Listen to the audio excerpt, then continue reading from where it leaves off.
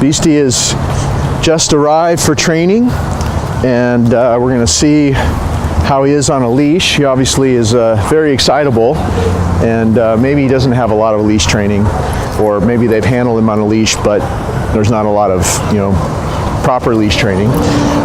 Sit. Okay, does he have a sit stay? No, he doesn't have a sit stay. Let's try it again. Sit. No, there's no sit stay. And how about let's see. Here, bud, this way. Down.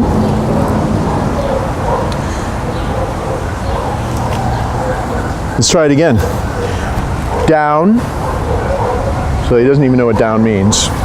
Let's try a little leash walking. Let's see if he's quite a puller, that's for sure. So if I have him come,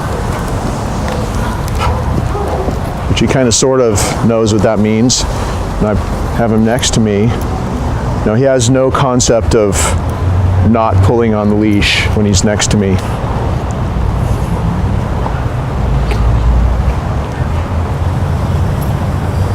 Beastie into the yard. Come on, buddy. First day here, he's really scared. This is a gate we'll be practicing at a lot. Sit. So I'm just trying to get him to come in here. Come on, buddy. Let's go. He's really scared, really insecure. Nothing bad's going to happen to him here. Come on. We got a double gate here to go through. It's okay, pal. Come on. Okay, bud. Let's go. Come on. Oh. Come on, this way. Come on, buddy. Oh, it's not a scary yard. Come on, pal. Come on, it's okay. Let's go. Come on. Come on, buddy. There you go. So, kind of insecure, shy. That's all right. Now we're going to go through the front door here into one of his new training houses. We're going to be doing this little front door routine with him a lot. Sit. Okay, so much for that. Of course, we haven't started training yet. Come on, buddy. I'm going to come in here, and we're going to show him the crate. So we're going to see if he's used to a crate, if he's ever been in a crate before. And we're going to see how if he goes in. Go. Here, buddy. Go. So he seems like he's never been in a crate before, or he has a bad association with the crate. Hey, go. Oh, he's putting on the brakes. Okay, this is the first day, and then we'll be showing you in a few weeks how it turned out and how he is with the crate after we finish the training. Why did you come to Blue Dog Ranch today? For Dave to teach Beastie Boy obedience, because he's young, 10 months old, and a little out of control. And he needs to learn how to stay and, listen to my commands and make my life easier, basically.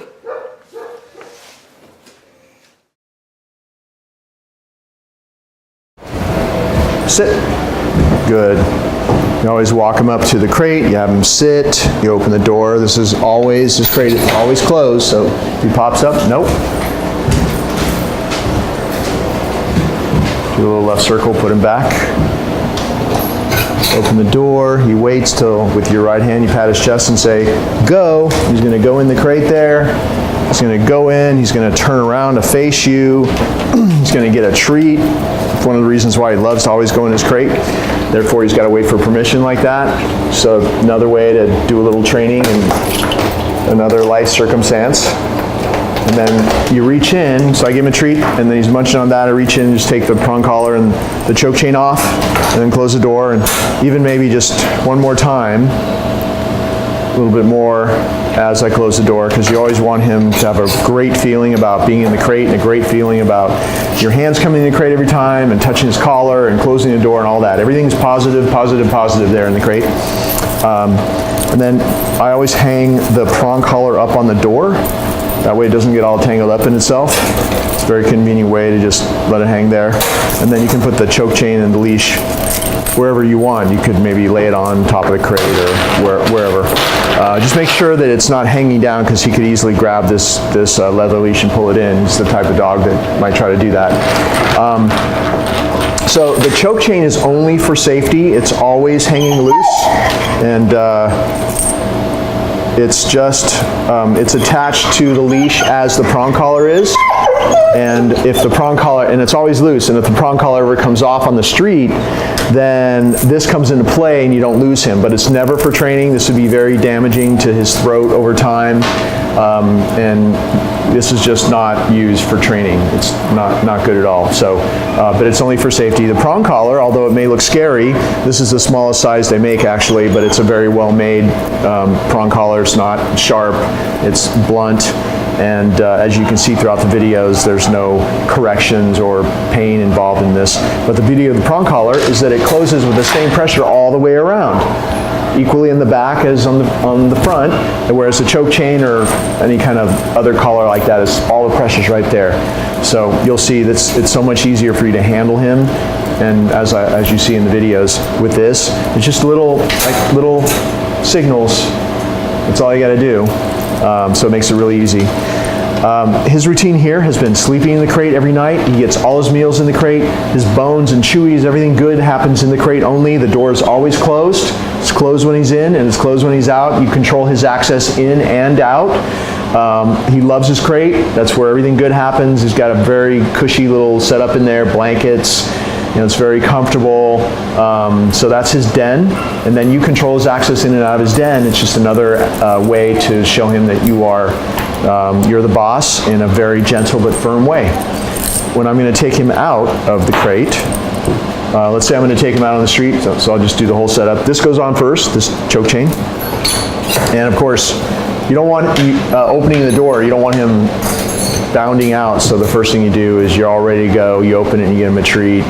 And then if you ever have a problem putting the choke chain on, which I really don't, but you might, put your hand through there with a treat, and then he's taking the treat, and as he does that, you slide it over his head, just over your arm and over his head. And then actually putting these two things together before you open the door is even better, but now I just get to show you how he really waits at this boundary. He won't come out. Good. Unless I allow him to come out, and he's being so good, I'm just rewarding him as he waits. But if he tries to come out like that, nope, you need to do that. And he didn't try to come out, but I just wanted to show you. Give it a little bounce like that, and he knows what that means. So I hooked it up to the leash, and by the way, you only hook it up to the funny looking buckle here. This perfectly round buckle that's in the middle there is just a spacer, so you don't touch that, and it shouldn't be twisted, so it should just be like this. Let it hang, make sure it's not twisted. It's attached to the leash already. You reach in there, and you might even have to kind of reach back here and pull him forward because he might be sitting in the back of the crate, and you hook him up. And it's really easy to do after you practice with this little collar for a few days, just to do it by feel. And then also by feel, I hooked the leash up to the choke chain, so we're hooked up on both right now. And the prong collar always goes up right under his ears, so it's the collar that's above all the others, so the prong collar goes right there. And then the other collars are down below. And now he's hooked up, and he's still waiting, and he's being really good, so I'm going to reward him again. Good. But he's waiting for me to pat my leg and say, okay, and he comes out. And then I'm going to do a little left circle here, because you're always going to close that door, because you don't want him just running in and out, because it kind of, you would be squandering your power of controlling that boundary. That's what it's all about, controlling the boundary to his den. So now we're going to take him out, take him straight to the doorway. We'll just do this again, have him sit. He's going to be very excited, but make sure, hey, the reward for going out and being free is to be calm here. So he sits, he waits. If he makes a mistake, you might have to reset him 5 times in a row, but he needs to know, okay, he needs to know that unless he does this the right way, he's not going to go through the boundary, therefore it'll take him longer to be free out in the yard. Sit, have him sit here, and then pat his chest, go, and then you unhook his leash. So, you know, these doorway things, I don't even give him food, because the reward is actually to move forward, to be free. So wherever you can phase the food out as quickly as possible, you do. But we'll talk about phasing the food out in the other clips, the sit and down clips and the recall clips as well. Beastie boy. Hey, Beastie. Hey, buddy. Come on. So I wanted to show you how I'm getting him all super excited out here. This is his girlfriend, and she's equally as, come! He's over there bothering the camera person. Good boy, but he's been out here running around back and forth with her, hanging out with her. But the camera person's out here now, so he's like spending more time with her. But you see how worked up he is? And then you're gonna see, I'm gonna bring him in, being this way, getting all, come, get away from that stuff. Getting all worked up, but bring him in and put him straight into training mode and do the stationing mat, and we'll see how quickly he gets calm. Because I think in your environment, he's going to get into this mode a lot because you have a lot going on with roommates and other dogs and things. So I wanted to show you what it's like, you know, when he comes in right after doing this stuff. And see, he's so excited, he's jumping on me. And of course, that's what you do if he starts to jump. There's no touching, there's no corrections. When he runs up to you, if you have a treat, good, pet him. If not, just get down there and pet him. And if he starts to jump, your hands go away. That's what makes the jumping go away. Good boy. Good. Nope. Okay. So we got him all worked up now, and now we're gonna hook him up, and we'll show you in the next clip us doing the stationing mat. Sit. They were doing a little doorway exercise with Beastie. He's very excited because he was playing with he has a girlfriend there that's in another yard that they're playing with at the fence. So he's waiting, I had him sit, he's waiting for me to come back next to him. Make sure he really waits. No. If he pops up, you might have to do this. So I did a little left circle, hopefully you can see that. Put him back. You might have this, you might be super excited for whatever reason. Nope. Traveling. Nope. Keep putting him back. He gets really excited like he is now. You might have to do that a couple of times because, you know, it's the kind of dog he is. Make sure that he waits till you come back. Okay. He walks through with you without pulling. If you have to do some little prompts like this, just make sure that you keep him honest. And if you move slowly and calmly, he'll start to calm down. And see how, like, even if he wants to go to his mat. A lot of dogs do this. They love the mat, so they want to pull towards the mat. So see how I'm just doing these little prompts? There's no struggling, there's no pulling, and also we have people watching and the camera person there. So with this particular dog, any little thing can make him super excited. Sit. So if he's not doing things the right way, you might want to do a little circle like this. Step into him. Put him back. See, he's trying, so he reset himself. He's so happy because he loves his mat and he loves these people. He's a very happy dog. So once he's sitting and waiting, you can pat his chest and say, go to your mat, and then down as you walk over here. And you see I'm being very calm. The calmer you are, the calmer he's going to be. Good. So I want you to see how he can start off a lesson and be all over the place and super excited. I took him straight out of being in the yard next to another dog, a very energetic Doberman puppy, and they were racing back and forth, back and forth, back and forth with each other at a chain link fence. They know each other really well. Good. So I took him out of a very excitable situation. And actually you're going to see that little film clip also. This is going to be on there where he was out there. So I wanted to go straight into the training like this from him being super overstimulated to show you how quickly you could get him under control if you just continue to practice this stuff. Because that's his whole issue. He just gets so wound up, he just becomes a maniac. And so you need to know that every time that you put him into training mode, you can calm down quicker and quicker and quicker. Good. See how I'm just really being careful about how I reward him slowly, calmly. I place the reward on the mat. I withdraw. He takes it off the mat after I withdraw. It's all about how you do it. If you're throwing food down, if you're making quick, jerky movements, if you're nervous, then he's going to not be as calm. So you want to stay calm. Good. Say good when he takes it. That's all you got to do. Just do exactly what you see me doing. You have a video record of how to do it, so you just practice and try to do a little bit better every day. Try to get to this point, and you'll obviously, if you're doing my moves, you're going to get this behavior out of him over time as you practice. So once he can do that, then you start doing other things that are more difficult for him. I'm going to walk past the camera person way into the back of the house, way back here, out of sight. Come way back, all the way back. He can look, but he just can't turn his body. It's okay if he looks to where you've gone, but he has to keep his body straight. When you come back, that was real good. So he gets a bigger piece. Good. And I'm going to go over here and do something else. If you're ever going to do something you think is difficult for him to handle, it's okay to remind him down right before you do it, because this might be difficult for him. I'm going to go back here, close the door behind me, bang on this door. Good. He's an extremely happy dog, as you can see. He's always happy. Good. He's always wagging his tail, but he is staying in a downstay, which that's the important thing. And then, of course, this is really difficult for him, so we'll see what happens. Sitting down very often will, in his mind, it'll be an invitation to come over and see how doing this is really almost more than he can handle. I would call this a mistake. So I would say no. And he did put himself back,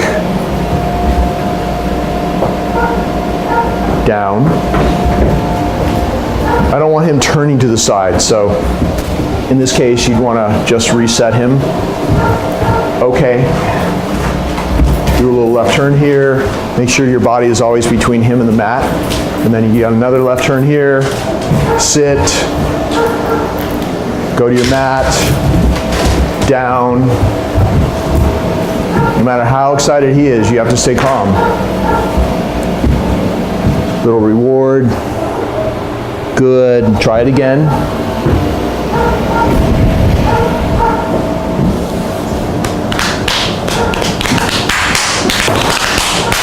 Nope.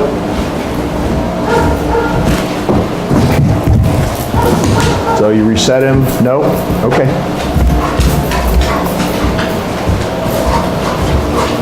Stay calm while you do this.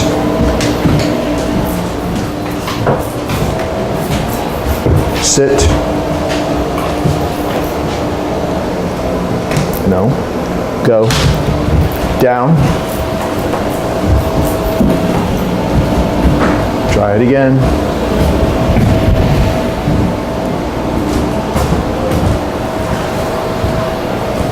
Here. Good. Good. Down. Keep trying it. He's actually trying really hard to avoid getting distracted, so you saw he turned away from me. Good. I gave him a double reward. That's actually a plus. You see, he's like, that, for some reason, that's so hard for him that he's turning away from me to try to really hold it, keep it together, because he knows what he's supposed to do. He just was at a point where he just couldn't handle it. And so that's him doing his best. But every time you do that,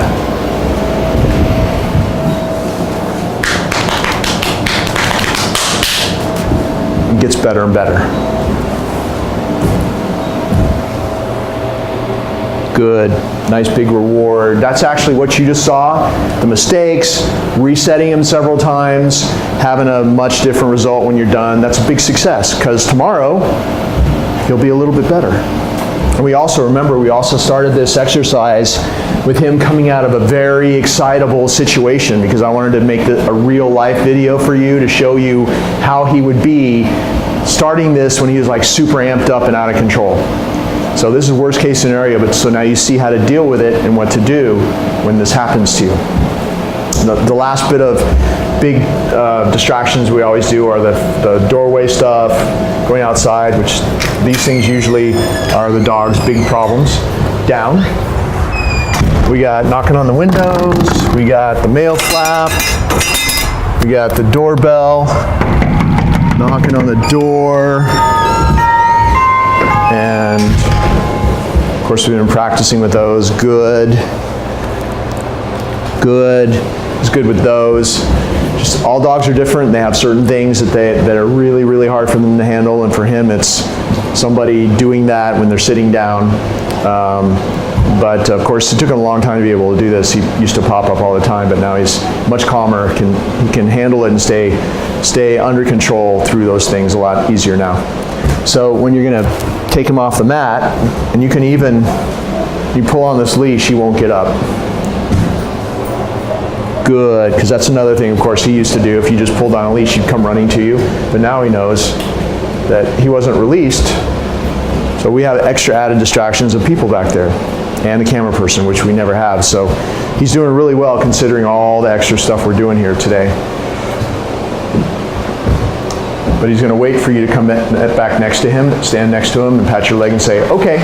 He's going to get up, sit. We're going to do that doorway thing again, whether it's a front door or a back door or a side door or whatever kind of door you're using with him.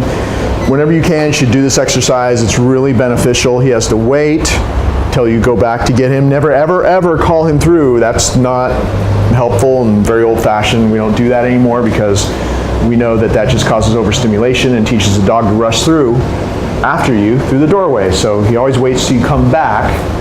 Okay, the only way he goes through the boundary is he goes through with you without even rushing. And if you have to two-hand it a little bit like that. See, I stopped right at the threshold. It was really hard for dogs to stop right here.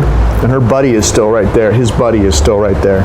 But so even if you have to slow down at the threshold, make sure that he's really waiting. Sit, have him sit on the outside, and then release him to be free after you've gone through the threshold. Go. And then you take the leash off if you're going to let him be free out here after you've released him to be free.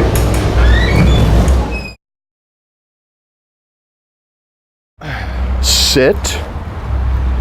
We always walk Beastie up to the new person because of his previous issues, from what I understand, with meeting new people and getting super excited and jumping all over people. And that's why we're only introing him to new people, and this is a new person that only comes once a week that he's never met. We only do it like this, so we change his experience of what it means to meet somebody new. So it's always in this greeting routine context, no. And of course you won't be talking as much as me, so it'll be easier for you, nope. So he's very excited. If he ever does that kind of stuff, come on. Just do your circle, have him sit again, make sure he really waits. She already has a little treat. He wants to go say hi to her, and he wants to get the treat because he knows how this little game goes. I'm going to pat his chest and say, go say hi. Give him the treat. Come. Good, you call him back. Step into him. Sit. We're just going to do it a few times. And if you practice this routine with people he already knows, family members, people that live with you, whatever, then he'll be so much better when that new person does show up, or that person that he hasn't seen for a while does show up. With your right hand, so he's on your left, with your right hand, go down there, make sure he waits. No, if he jumps a gun or if he collapses like that, you just do a little circle like that, put him back where he's supposed to be. Your body does all the work that way. There's no struggling with the leash. Go say hi. Come. And then call him back to you. He'll come running back before you can even say come most of the time. Sit. Another routine, go. Come. Good. Sit. We'll do it one more time. And you see how much calmer Beastie has become just in like 3 minutes of standing here doing this. Go.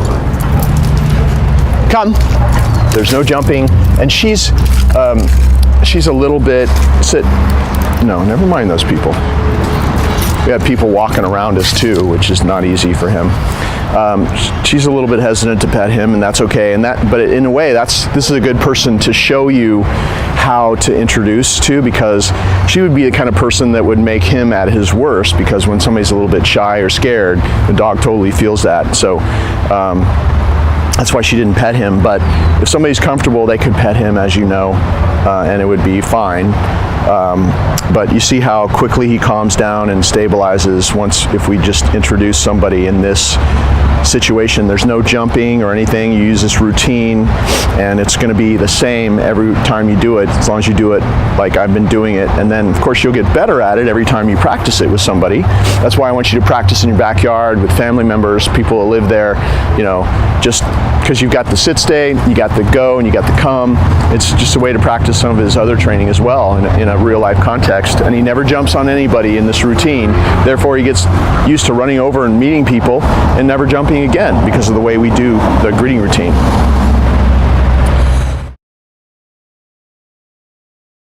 Sits. Sit.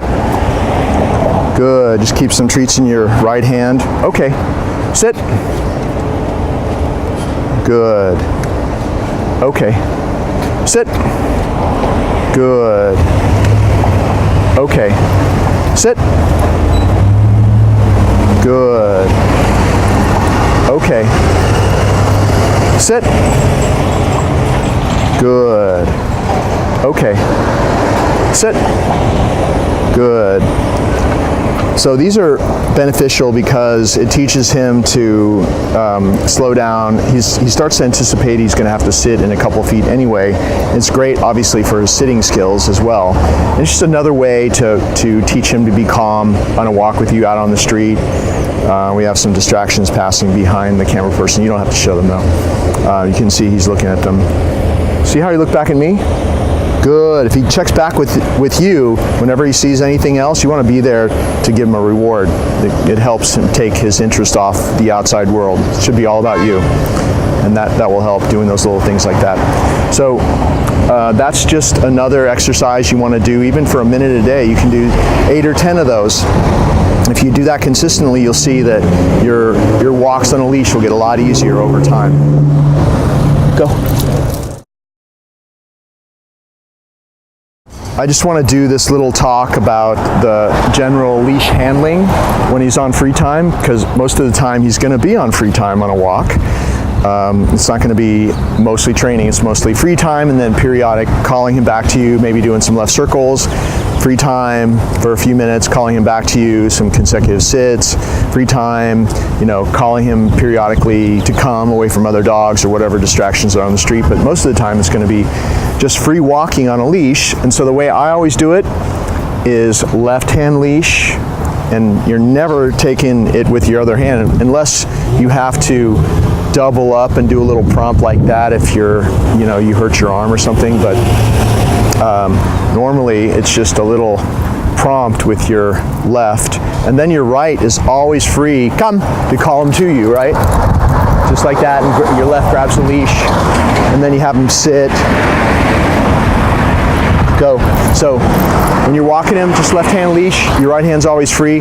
Don't do this, because then you can't use the leash, and also if it's tight, he's gonna get stressed out and overstimulated, and his problems will come back. So you want to keep that leash loose at all times. If he's pulling, you do a little prompt. Keep it loose. Just like that, see, that was just a little prompt, a little like signal. It wasn't to cause pain, it's just like a signal. And also, whenever you back away, he's gonna be drawn to you as well, obviously. So, it's like he sees a bicycle rider there, come, calling him away from it. Good, just any little distraction. Then you're free to do that every time. See how my left hand was free to grab the leash, so I have him, and then my right hand was free to take the reward, and then this leash on a walk is always loose. So never this again, none of this stuff again, no pulling and dragging you, because as soon as he even goes to the end of the leash, so let's say you have about this much slack, and you see he's going to the end of the leash, do a little signal and he'll stop. And the reason that he hardly ever does that with me at all anymore is because for the last month I've handled him this way out in public every day, and he's just stopped doing it because of the way I've changed the handling with him. So if you do what I've been doing, the same thing will happen with you as well. So just keep that leash loose at all times and make sure that you're not choking up and you're not restraining him, because that just creates bad behavior. And a stressed out dog, and if you want him more relaxed, have the leash be relaxed. You get a more relaxed dog.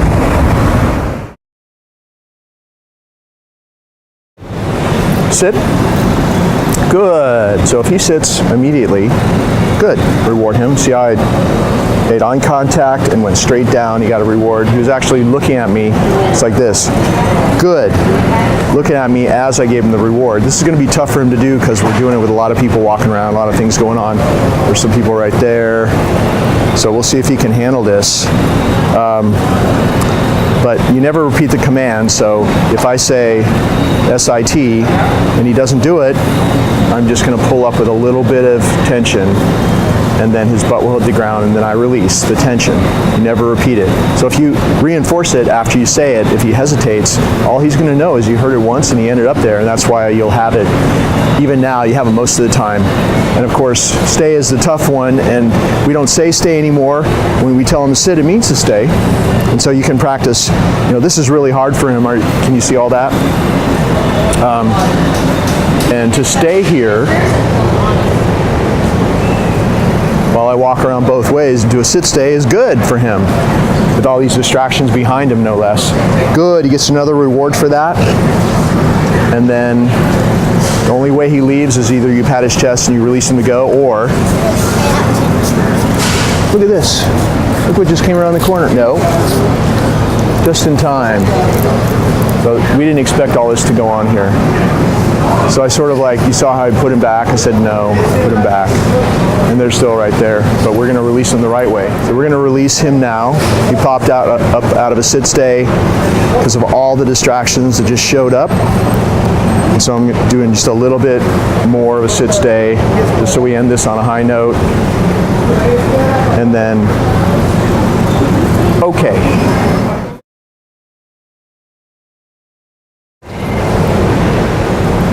Down. Good. Very good. Make sure you show the people to your right there.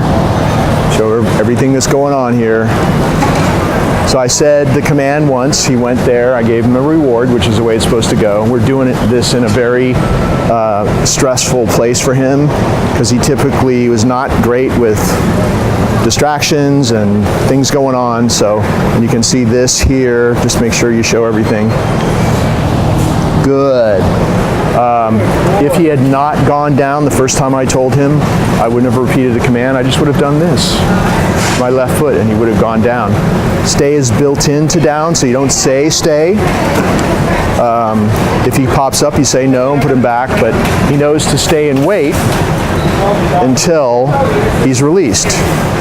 And he's doing really well with all these distractions. Good, so I'm giving him another reward. And he's waiting till I come back next to him. I'm going to pat my leg and say, okay. And then if I'm going to release him to be free, I'm going to say sit, because he's still on the clock until I pat his chest and tell him to go.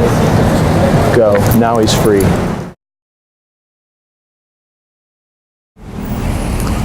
I want to break down all the moves to practice in the recall with Beastie. Basically, it's left hand leash, right hand reward. This is also the way we walk him as well when he's on free time. Just always keeping this leash loose. But when you want to call him to you, you can easily just take a reward out of your pouch with your right hand, make a target, come, call him to you. Good. See how that works? Your left hand's right there to grab the leash. It's so easy. His nose touched that target, my fist. It opened up, you got the reward. I said good, it all happened all at once. And you can just stand around and practice this as long as you're calling him, come, away from something. Good, see how easy that is? Just do it that way every time and it becomes like second nature. And then you have the leash already, and if you need to walk him, you just have him sit. He's all ready to go in training mode. Go. One more time. Notice that I back away as well. It's really important that you don't stand still when you practice. Make sure you're in a spot where you have some space behind you so you can back away, because if you practice that way when you have the chance to, in an emergency where there's a wall at your back or a curb or whatever, you can't back away. He's so used to rushing to you because of the way you practice that he'll rush to you anyway. So always when you're practicing, come, back away. Good, makes the dog rush to you. Grab the leash with your left hand and sit if you need to. And it's so easy. So also, go. Make sure that you practice calling him away from something He's never going to be staring at you lovingly in an emergency situation. He's going to be moving away from you. He's going to be paying attention to something else, maybe running out in the street. And so you want to practice calling him away from something. So at least wait till he turns away from you. Good. He hears the command, turns away from whatever that is, comes running back to you. So that's the way you always want to practice. And then in an emergency situation, a crisis situation, no leash, no reward, just your target, because he won't know there's nothing in there. And backing away, just your body and your target and your one command, he's going to come to you if you practice this way every time.